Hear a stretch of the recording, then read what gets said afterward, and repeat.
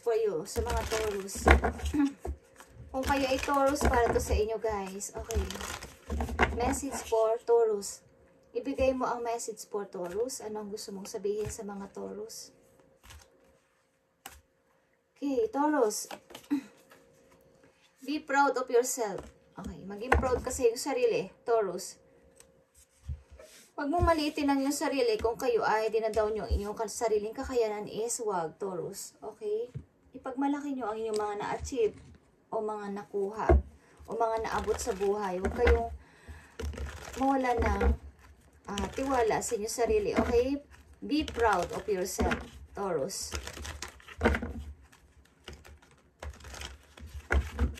Yan ang payo sa inyo. And tingnan natin ang iyong maaaring situation, Taurus. Spirit guidance from heaven. Situation ng mga Taurus. Unahin natin ang inyong pag-ibig. Kung ano situation nyo sa inyong pag-ibig, guys. Okay, ito ay general reading. Uy, may nag-aaya sa iyo ng kasal, Taurus. O mag-aaya ng kasal. Okay.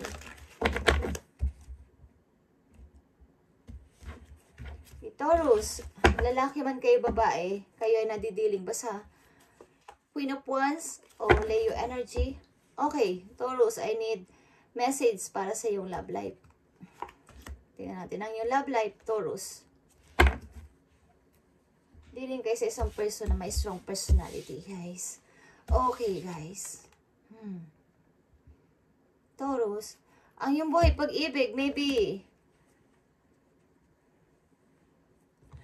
meron kayong happy family, Taurus, at meron din sa inyong nag-o-offer na isang tao dito. Okay, kahit kayo ay mayroon ng asawa. Okay, guys. Meron ba sa inyo nagkakagusto kahit kayo may asawa na, Taurus? Tingnan natin. Message dito. 10 of Cups. Tingnan natin ang connection dito. Okay. 10 of Cups. Kayo ba may masayang family? Kasal ka na ba, Taurus? Okay. Tingnan natin. Taurus, 10 of Cups.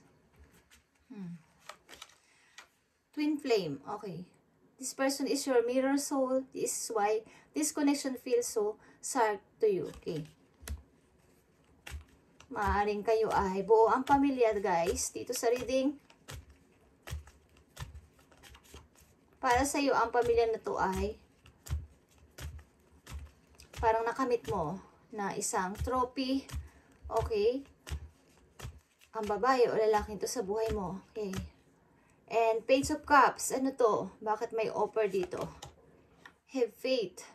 The angels are working behind the scene to make this relationship flourish. Okay. Meron nagmamahal sa inyo ng lihim, Taurus. Okay, guys. May umaasang tao dito sa inyo. Pag kayo ay may family na maybe, or ang tinutuloy ninyong twin flame, may ang tao na to. At umaasa siya, umaasa ka rin sa kanya. Kahit kayo may pamilya na, Taurus. Okay. Tingnan natin ang inyong money, kapirahan. Pakita mo sa akin about sa kapirahan ng mga Taurus. Pinansyal nila, kumusta ng kanilang pinansyal ng mga Taurus? Spirit angels. Pinansyal ng mga Taurus o kanilang money.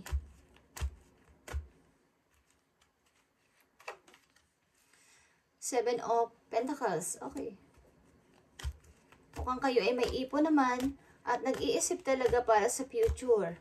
Okay, kayo ay nag-iisip at nag-iipon, Taurus, ng money para sa future.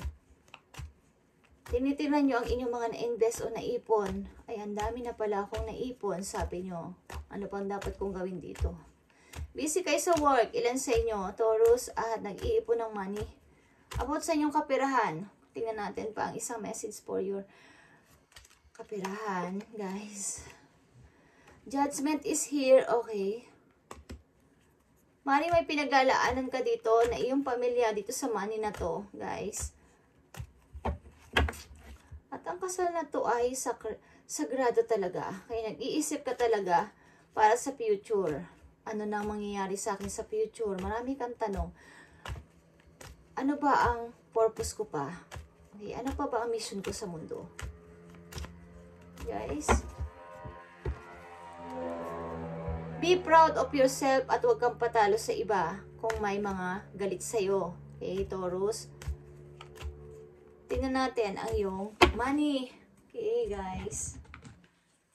Ito sa 7 of Pentacles and Judgment. May 2 family ka ba, Taurus? The same. Okay.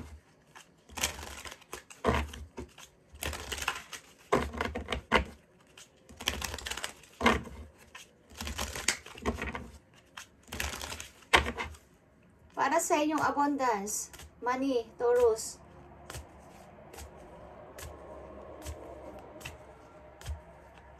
May nauna ka bang family?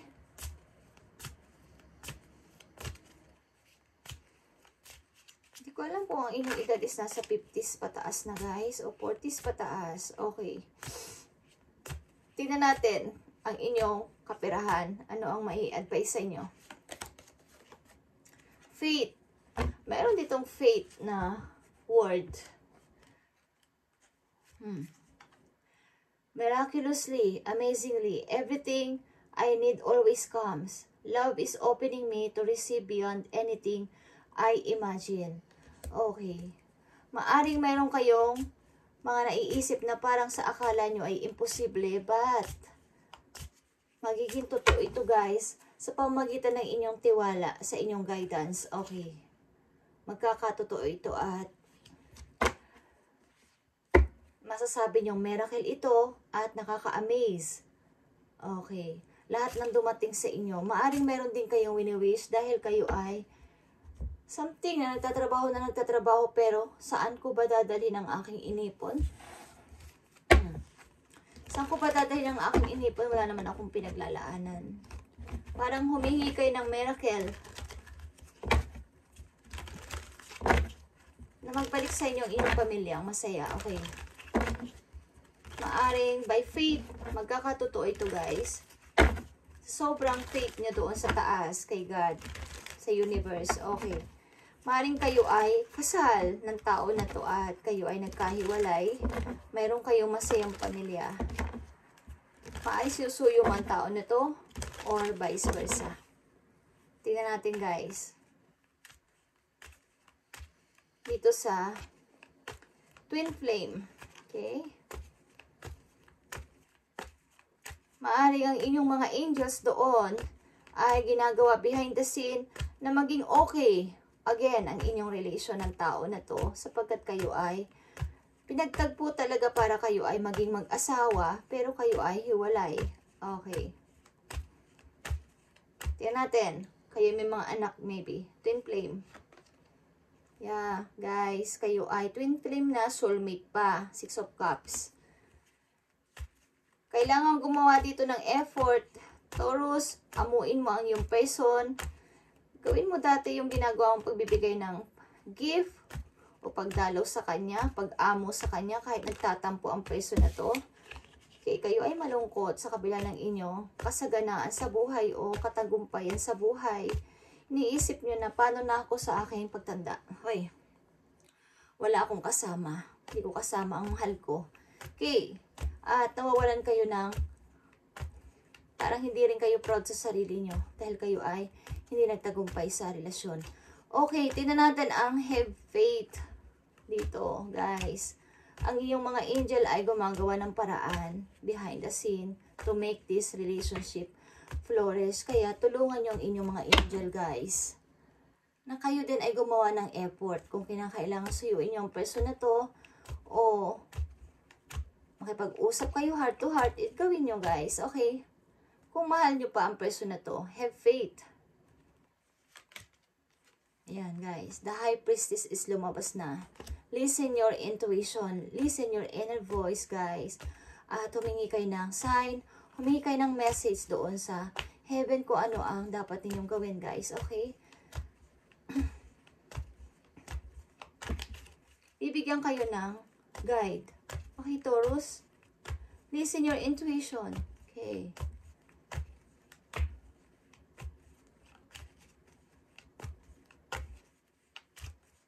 Maaring kayo ay nagising napagtanto nyo na kailangan ko itong gawin. Tumatanda na ako. Paano na ang pamilya kong iniwan ko? Okay. Tingnan natin guys. Dito ang faith. Again. Nandito ang faith. Humingi kayo ng miracle. Sapagkat para itong isang himala kung mangyayari. Okay.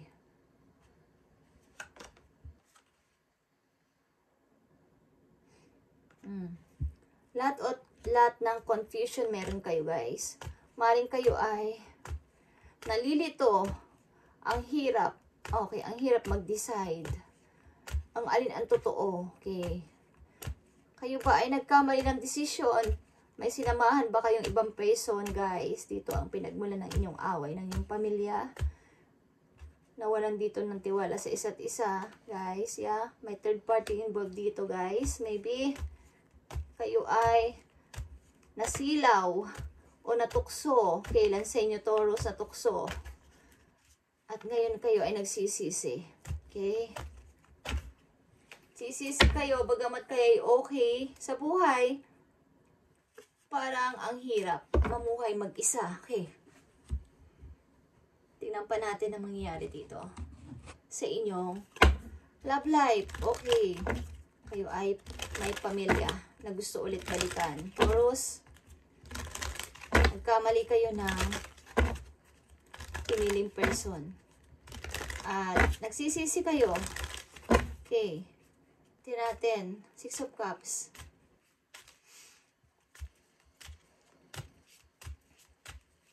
Namit mo na ang makakasama mo habang buhay, kaya lang nakagawa kayo ng kasalanan. Maybe sa tao na to. Or vice versa guys. Maaari itong mag vice versa, okay? Sa taong involved sa inyo. Okay. 6 of Cups.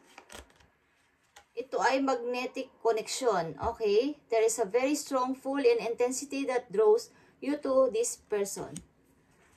Hindi na to mapabago. Parang nagtagpo kayo ng person na to na para kayong na love at first sight. At hindi na to mawawala. Hinahanap mo ang person na to. Maybe kung ang ilan sa inyo, ang isa sa inyo is nagkaroon ng third party, is nagsisisi at gustong balikan ang totoong pamilya. Okay, the High Priestess. Be honest. Okay, heart to heart. Sabi ko kanina pa, heart to heart conversation are necessary. It is safe for you to talk about your feelings. Sabihin mo, listen your intuition, listen your heart. Be honest sa mga sasabihin at papakinggan ka ng tao na to. Gusto mo siyang suyuin, Taurus. Okay. Ano ba tong 7 of Cups? Ano ba tong mga confusion mo, Taurus? Ano ba to? Separation. Okay. Nagkaroon dito ng separation dahil siguro sa pagkakamali mo ng pagpili o pag-choose ng person. Okay, guys. Tingnan natin ang 3 of Cups. Ito pa ay third party. Lumalabas-labas ba kayo with friends? Doon nyo ba nakilala ang person nito sa mga party-party? Okay. Tingnan natin guys. Good news din is paparating sa inyo. Actions speak louder than words. Gawin nyo ang kaya nyong gawin guys. Gumawa kayo ng paraan by action. Deception. Okay. Someone is wearing a mask in this. Kayo ay nagloko. Ilan sa inyo nagloko sa karelasyon, kaya nagkaganito kayo guys. Okay? Taurus, ito ang inyong message today. At gawin nyo dito is mag-heart-to-heart conversation kayo. Pupuntahan nyo ang person na to at mag-usap kayong dalawa. At nang magkaalaman kayo ng inyong feelings kung ano ba talaga, sapagkat kayo ay magnetic connection. Twin flame na kayo, soulmate pa kayong dalawa. Okay? At may mga anak kayo maybe, at naging pamilya kayo. Or balak nyo bumuo ng isang masayang pamilya. At bumili ng bahay. May pera ka. Ilan sa inyo guys, may money, but hindi proud sa kanilang naabot sapagkat maaaring kayo ay hindi success sa inyong love. Abot sa love. Okay. Maaaring hindi kayo proud sa inyong sarili.